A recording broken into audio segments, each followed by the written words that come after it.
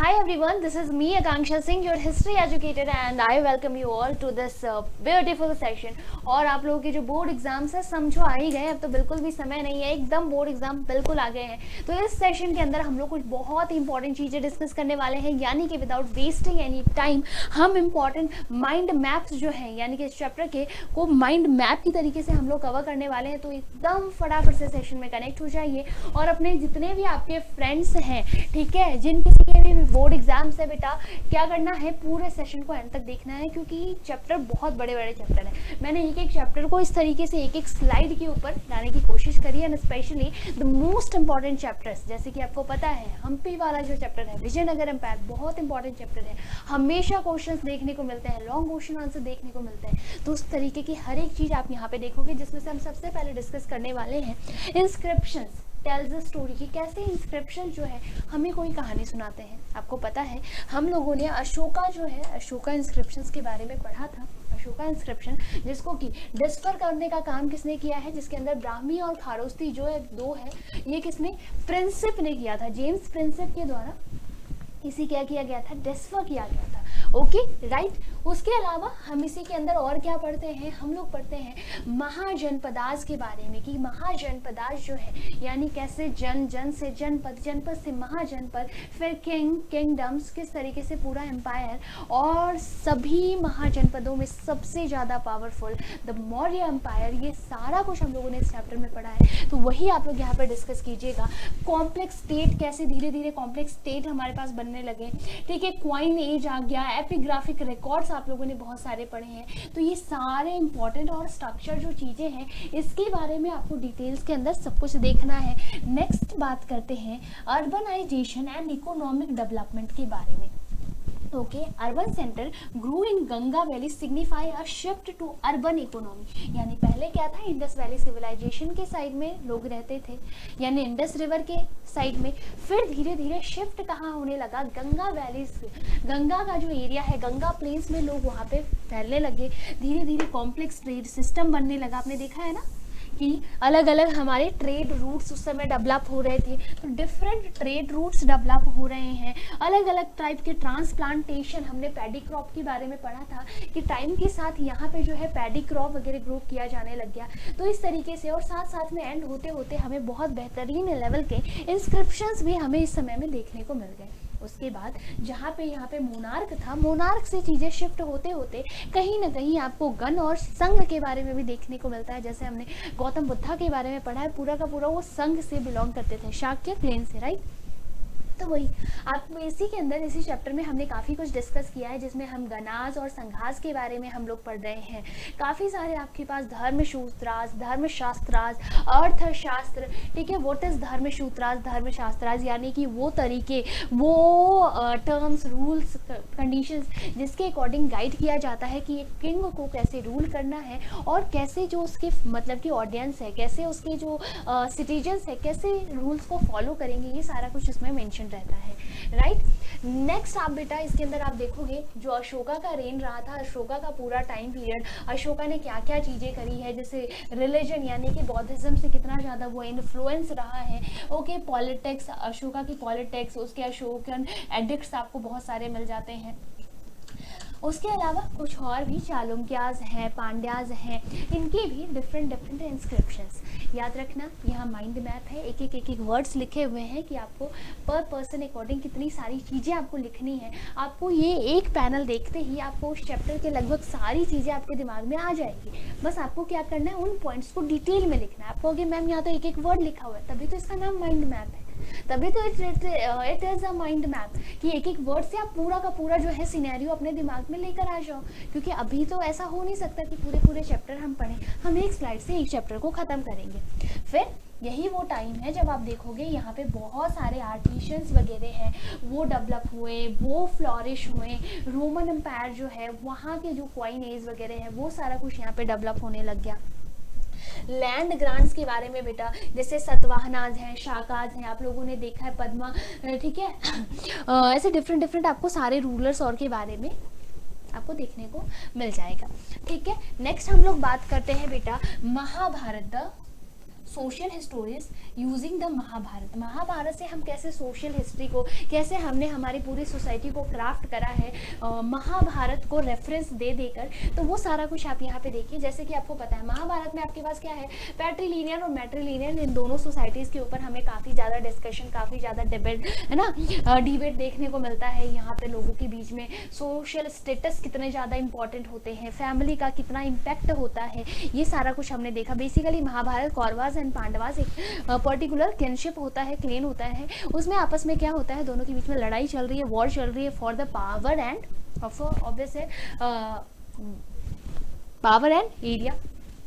Next आप इसी chapter के अंदर वर्णास के बारे में पढ़ते हैं, ठीक है, कि हमारे पास टोटल 4 वर्णास हैं, उन चारों वर्णों को अलग अलग तरीके से जस्टिफाई किया गया है, अलग अलग वर्ड्स की ड्यूटीज़ जो है, टास्क है, वो सब कुछ डिसाइडेड है, ठीक है। मैरिज की बात कर लेते हैं तो यहाँ पे आपको 4 तरीके की मैरिजेस वगैरह डिस्क्राइब करी गई हैं, ठीक है, कि पॉलीगैमी क्या होता है, एंडीगैमी क्या होता है, ठीक है, एंडी।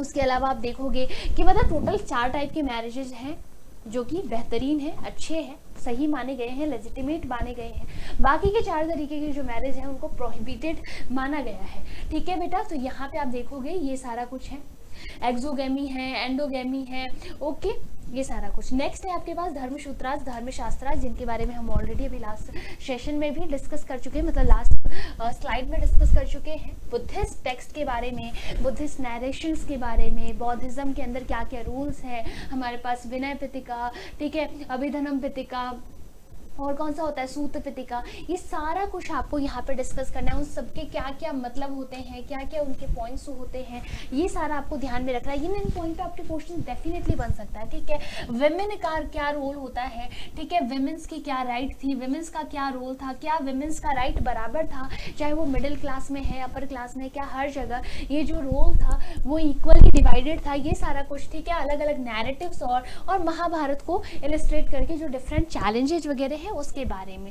ठीक है। नेक्स्ट बात कर लेते हैं development of Buddhism along side, यानी कि बौद्धिज्म और सांची स्तूप जो है, सांची स्तूपा के बारे में। तो सांची स्तूपा जो है ये मेन क्वेश्चन आपका बनता है, 1-2 क्वेश्चन बनते हैं सांची स्तूपा के ऊपर, अमरावती के स्तूप के ऊपर, फिर सांची स्तूप को किन्होंने सेव करा है, ठीक है, शाहजहां बेगम, सुल्तान जहां बेगम, इनके ऊपर आपको कमेंट्स लिखने पड़ेंगे, ठीक है, इनके ऊपर आपको पॉइंट्स लिखने पड़ेंगे। साथ ही साथ यहाँ पे देख लीजिए सांची स्तूपा के अंदर जो अलग अलग फिगर्स हैं, अलग अलग जो आर्टिफैक्ट्स वगैरह बने हुए हैं, उनको डिस्क्राइब करते हुए आपको आंसर्स लिखने पड़ जाएंगे। तो वो सारे पॉइंट्स आपको ध्यान रखना है। अमरावती के स्तूप क्यों नहीं, मतलब कि क्यों नहीं रह पाया, क्यों सरवाइव नहीं कर पाया, इसके ऊपर क्वेश्चन आ सकता है। और ध्यान रखना ये सारे पॉइंट्स आपको याद रखने पड़ेंगे, okay.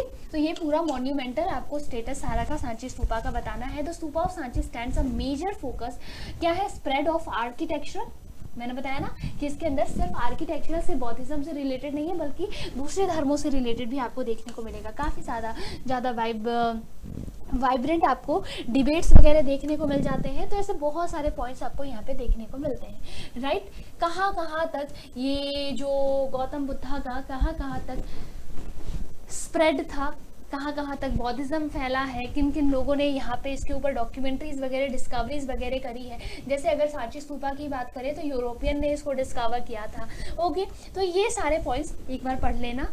This is very simple, बहुत ही बेहतरीन और शानदार तरीके से आपके पास यहाँ पे मैं कुल ज़्यादा ऐसे नहीं, बहुत सारे चैप्टर्स का लेकर आई हूँ। मात्र 7 ऐसे चैप्टर्स है जिसके बारे में हम पढ़ रहे हैं, और 7 चैप्टर्स, मोस्ट इंपॉर्टेंट 7 चैप्टर्स, ठीक है। नेक्स्ट है आपके through the eyes of travellers. आपको पता है through the eyes of traveller वाला जो चैप्टर है, इसके अंदर हम अल बिरूनी के बारे में पढ़ते हैं, इब्न बतूता के बारे में पढ़ते हैं, हम लोग फ्रैंकोइस बर्नियर के बारे में पढ़ते हैं। कैसे आए थे बेटा, सबसे पहले अल बिरूनी आए थे 11th सेंचुरी में, 14th में इब्न बतूता आए थे, 17th में कौन आया था, फ्रैंकोइस बर्नियर। उसके अलावा भी थोड़े बहुत हमारे पास ट्रैवलर्स हैं जिनके बारे में हम लोग पढ़ लेते हैं। जैसे अल बिरूनी ने किताब अल हिंद लिखी है, इब्न बतूता ने मोरक्को से आया था, इब्न बतूता ने रिहाला लिखी है। यहाँ आ जाइए, ट्रैवलर सबसे पहले अल बिरूनी जो है, इब्न बतूता है, फ्रैंकोइस बर्नियर है, इनके अलग अलग इंसाइट्स के बारे में आपको इस चैप्टर के अंदर देखने को मिलता है। अल बिरूनी ने किताब अल हिंद लिखी है, जिसके अंदर आपको एक कंप्रहेंसिव व्यू मिल जाता है इंडियन सोसाइटी का, कि उस समय हमारी इंडियन सोसाइटी कैसी थी, वहाँ का रिलीजन, हमारी फिलोसफी, हमारा सोशल कस्टम, हमारे जो अलग अलग मैथड्स थे उसके बारे में हमें पता चलता है। नेक्स्ट पॉइंट में सेम आपके इब्न बतूता जी को एक्सप्लेन किया गया है कि उन्होंने किस तरीके से सब कुछ डिस्क्राइब करा है, कैसे उन्होंने डिफरेंट मतलब क्या होता है ना, कंपेयर करा है प्रोडक्ट्स को। हमारे यहाँ तो ऐसा होता है, उनके यहाँ पे वैसा होता है। हमारे यहाँ जो खजूर के पेड़ होते हैं, है ना, ऐसे आपको चीज़ें यहाँ पे क्या है देखने को मिल जाएगी। नारियल को कंपेयर किया है उन्होंने। नेक्स्ट है फ्रैंकोइस बर्नियर, इनका जो पूरा का पूरा अकाउंट है वो कैसा है, क्रिटिसाइज वे में, इन्होंने क्रिटिसाइज करा है चीज़ों को, ठीक है। फिर आपको डिटेल इस तरीके के अकाउंट्स देखने को मिलेंगे। फिर ट्रैवलर्स ने जो अलग अलग सिटीज़ और के बारे में पूरा डिटेल में एक्सप्लेन किया है कि दिल्ली सिटी कैसा है, मुरा, ठीक है, दौलताबाद कैसा है, पोस्टल सिस्टम कैसा है, तो ये सारा दावा उन लोग, ठीक है। तो ये सारे पॉइंट्स आप लोग ध्यान रखना, these are all very important guys, ठीक है। अगले चैप्टर के ऊपर आ जाते हैं। नेक्स्ट चैप्टर है religious histories the Bhakti Sufi tradition. Next क्या है, भक्ति सूफी ट्रेडिशन। तो भक्ति सूफी ट्रेडिशन के बारे में अगर हम लोग बात करें इस चैप्टर में, आपके पास क्या हो जाएगा कि बेसिकली स्टार्ट होता है हमारा, ठीक है। फिर हमारे पास नैनार्स है, अलवर्स है, इन सब के पॉइंट्स के बारे में आपको लिखना है। वीर शैवाज जो ट्रेडिशन है इनके पॉइंट्स के बारे में आपको मेंशन करना है। तो जैसे रिलीजियस ट्रेडिशन के ऊपर आए तो आपको देखने को मिलेगा बहुत सारे रिलीजियस प्रैक्टिसेस, बहुत सारे पोएट्स, सैंट्स और जो हैं उनके जो ओरल सेइंग्स वगैरह हैं, इन सब के बारे में आपको दिमाग में पॉइंटर्स बना के रखने पड़ेंगे गाइस, ठीक है। रिलीजियस पूरा का पूरा जो लैंडस्केप है, पर्सनल डिवोशन, डाइवर्सिटीज, ये सारे पॉइंट्स आपको ध्यान में रखने पड़ेंगे।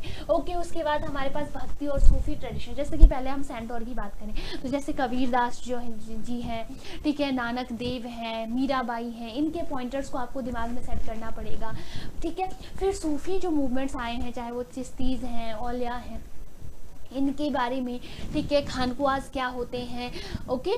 फिर हमारा जो सिलसिला होता है खानकुआज सिलसिला, पता है ना, खानकुआ वो इंस्टीट्यूशन होता है जहाँ पे हम पढ़ सकते हैं, मतलब कि ऐसा समझो एक इंस्टीट्यूशन होता है जो पर्टिकुलर ट्रेडिशन के बारे में अपने फॉलोअर्स को बताता है। तो उस तरीके से पूरा इंस्टीट्यूशन, फिर वो कंटिन्यू जैसे सिलसिला चल रहा होता है, नेक्स्ट कौन सक्सेसर बनेगा, नेक्स्ट सक्सेसर कौन बनेगा, ये सारा कुछ। फिर अलग अलग दरगाह और के लोकेशंस आप लोग प्लीज़ याद रख लीजिएगा, कुछ भी नहीं छोड़ना है, एग्ज़ाम बहुत पास में है, एकदम अभी पास में है। फिर बायोग्राफीज़, ठीक है, हैगियोग्राफीज़ क्या होते हैं, देखो बायोग्राफीज जैसे हमारे सेंट और होते हैं उनके ऑटोबायोग्राफीज़ को हम लोग हैगियोग्राफीज़ कहते हैं, ओके। दो interaction and reform, what's new consider Hinduism, okay. ये सारी चीज़ें यानी कि हिंदुइज्म जो है, इस्लाम है, अलग अलग ट्रेडिशन है, ये सब आया क्यों था, क्यों ज़रूरत पड़ गई, कैसे लोगों ने नए नए ट्रेडिशन को एक्सेप्ट करा, क्यों करा, क्योंकि जो पहले से एग्जिस्टेड ट्रेडिशंस थे उसमें लोगों का, कुछ लोगों को ऐसा लग रहा था उनके राइट्स जो है वो उसके साथ वायलेशन हो रहा है, तो उन्होंने कहा नहीं, हमें हमारे राइट्स चाहिए, तो उन्होंने नए नए ट्रेडिशन को फॉलो करना स्टार्ट किया, ठीक है।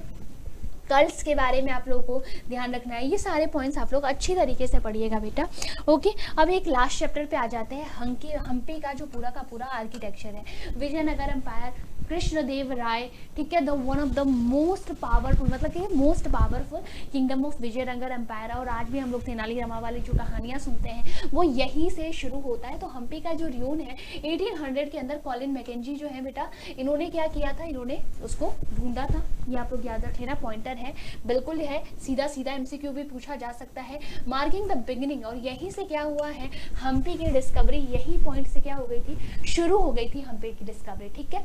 फाउंडेड इन 14th सेंचुरी, कब हुआ, 14th सेंचुरी में फाउंड हुआ। एक्सटेंडेड फ्रॉम कृष्णा रिवर से कहाँ तक बेटा, पेनिनसुलर तक, ये पूरा का पूरा जो हम्पी एम्पायर है यहाँ तक पूरा फैला हुआ है।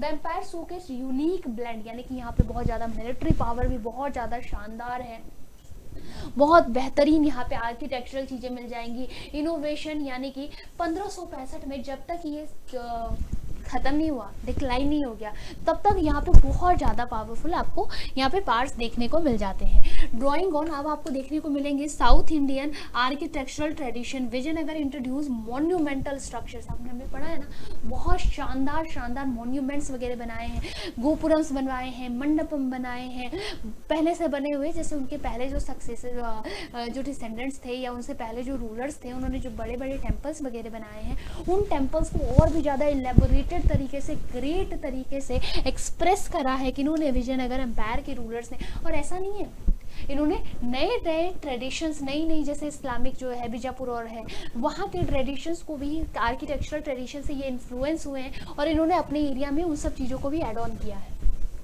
उसके अलावा आप देखोगे कि ये यूनेस्को वर्ल्ड हेरिटेज साइट में भी यूनेस्को जो हम्पी है वो शामिल है। हम्पी के बारे में क्या स्टोरीज़ है, यहाँ पे हमारा नायका सिस्टम वगैरह क्या है, ये सब कुछ जो है बेटा बिल्कुल आपको पढ़ना है। इन सारे पॉइंट्स से आपके एग्जाम में क्वेश्चन आ सकता है, तो आपको सारे पॉइंट्स एकदम डिस्कस करने हैं। हमने एक बहुत ही शॉर्ट वे में समझो आपके 7 चैप्टर के मुख्य मेन इंपॉर्टेंट पॉइंट्स जो आपको दिमाग में आपको रखना है वो चीज़ मैंने आपको बता दी है। यानी इससे क्या होगा, जैसे मैंने हमारा नायका बोला, तो हमारा नायका से मैंने पूरा सिस्टम तुम्हें नहीं समझाया है कि ये जो है एक ऐसा सिस्टम होता है जिसमें सेनापति जो है वो पावर रखता है, एक टेरिटरी पूरा संभालता है, किसी कोई अटैक कर रहा है तो उस पर्टिकुलर एरिया को संभाल के रखता है, बचाता है, प्रोटेक्ट करता है, डिफेंड करता है जब तक कि पूरी मिलिट्री टीम नहीं आ जाए। पूरा नहीं समझाया, बट अगर मैंने हमारा नायका कहा तो तुम्हारे दिमाग में स्ट्राइक हो गई है पूरी स्टोरी। तो ये सेशन लाने का मुख्य मेन मकसद यही था, मेरा मोटिव यही था कि आप एक बार सारे चैप्टर्स के मेन जो मेजर इंपॉर्टेंट पॉइंट्स हैं वो आप अपने दिमाग में एक बार रिकॉल कर लो, क्योंकि स्टोरी आ जाएगी। अगर मैं कहूँ अभी हाथों हाथ में कहूँ कभी खुशी कभी गम, मैं पूरी कहानी ना सुनाऊँ तो भी तुम्हारे दिमाग में पूरी मूवी चल जाएगी। मैं कहूँगी बाहुबली, तुम्हारे दिमाग में पूरी मूवी चल जाएगी। द सेम वे हम यहाँ पे माइंड मैप कर रहे हैं, यानी एक दो वर्ड्स मैं आपको बता रही हूँ जिससे पूरा का पूरा चैप्टर आपके माइंड में रिकॉल हो गया होगा। Guys this is very important session, अपने दोस्तों के साथ शेयर कर देना कौन कौन से वर्ड्स, कौन कौन से टर्म्स इंपॉर्टेंट है, एटलीस्ट उनके दिमाग में एक बार जाएगा और बोर्ड के पहले वो खुद को बहुत बेहतरीन तरीके से रेडी कर पाएंगे। सो ऑल द बेस्ट, बहुत बेहतरीन पेपर करके आना।